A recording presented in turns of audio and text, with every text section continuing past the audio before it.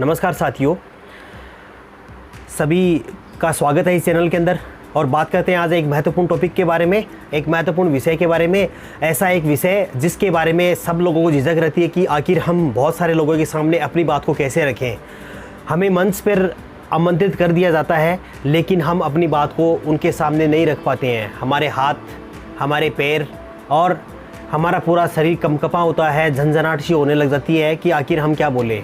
और हकीकत ये होती है कि जो हम बोलना चाहते हैं वो नहीं बोल के और हम सब कुछ भूल जाते हैं और हम उस मंच के अंदर एक निराशात्मक भाव को लेके आते हैं। तो आइए वो झिझक दूर करने के लिए एक छोटी सी बात आपके साथ शेयर करूंगा और उसके साथ में हम आगे बढ़ते जाएंगे और एक सफल वक्ता कैसे बना जा सकता है उसके बारे में अपन बात करेंगे।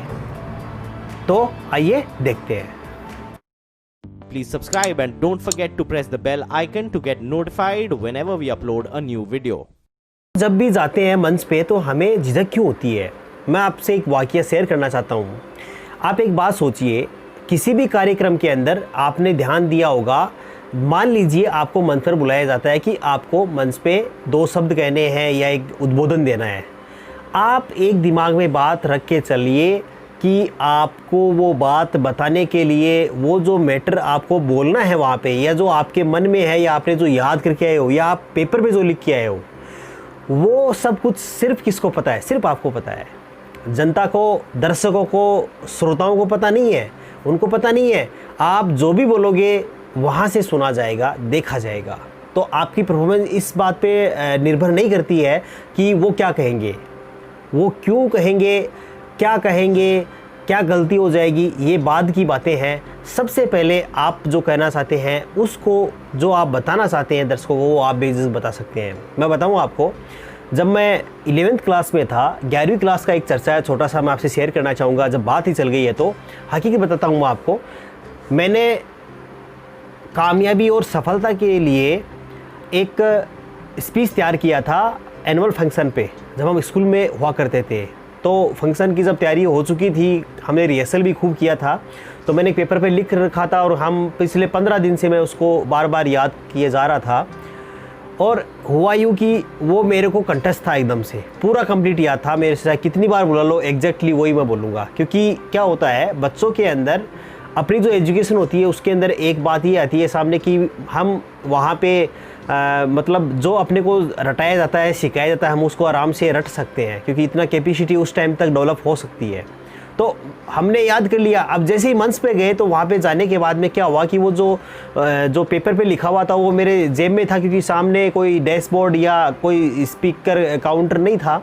तो सीधा माइक आ गया सामने। तो मैं जैसे ही बोलना मैंने स्टार्ट किया, बोलने के बाद में जैसे ऐसे लगा कि मैं बोलूं, तो मैंने जैसे ही पहली लाइन स्टार्ट की, मेरे को पता था कि मेरे को ये बोलना है। हकीकत बताऊं, मैंने उस पूरे स्पीच का जो लिख रखा था वो उस स्पीच को मैं भूल चुका था। मैं वहाँ पे डर गया था एकदम से, क्योंकि मेरा फर्स्ट टाइम था वहाँ पे। लेकिन मैंने ये की बात बताई कि मैं जिस वर्ड पर, जिस सफलता के बारे में बताने जा रहा हूँ, यदि आज मैं यहाँ से नीचे उतर गया बिना कुछ बोले तो शायद मैं इस सफलता के इस पर्याय को सबके सामने सिद्ध नहीं कर पाऊँगा। हकीकत बताऊँ आपको साथियों, मैं उस पूरे मैटर का लगभग उसमें 30-40 लाइनें थी, सबको भूल चुका था। और मैं सफलता के बारे में जो चीज़ें मेरे को अच्छी लगी, जो चीज़ मेरे को उस मैटर से कंटेंट रियल था ही नहीं, कोई उससे संबंधित नहीं था। कुछ ऐसी बातें जो मेरे दिल में थी और मैंने उनके सबके सामने शेयर कर दी। और मेरी जो आंखें थी वो सबके सामने नज़रों से नज़र मिलाए हुए मैं बोले जा रहा था। मैं हकीकत बताऊँ साथियों, मेरा जो स्पीच था वो 5 मिनट का था और मुझे पता नहीं चला कब 12 मिनट हो गए।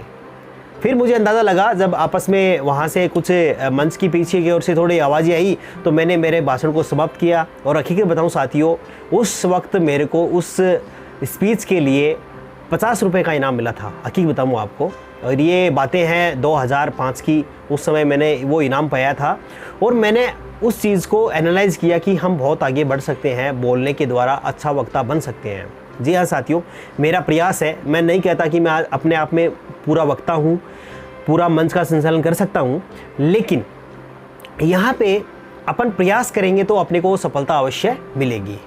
मैंने वो सफलता की सीढ़ी के बारे में बोला और आगे बढ़ता गया। मैं आपसे यही गुजारिश करना चाहूँगा, यदि आप ऐसा कुछ बोलना या आपका ओबियसली अपनों को बोलना पड़ता है। आप जॉब में जाइए, आप पढ़ने जाइए, आप कहीं पे किसी के बॉस हैं, किसी के नौकरी करते हैं, किसी नेटवर्क मार्केटिंग में आप अपनी प्रेजेंटेशन देते हैं या फील्ड में जाते हैं, एनी हाउ जहाँ कहीं भी जाएंगे हमें अपनी परफॉर्मेंस लोगों के सामने प्रदर्शित करनी पड़ेगी बोलने के माध्यम से।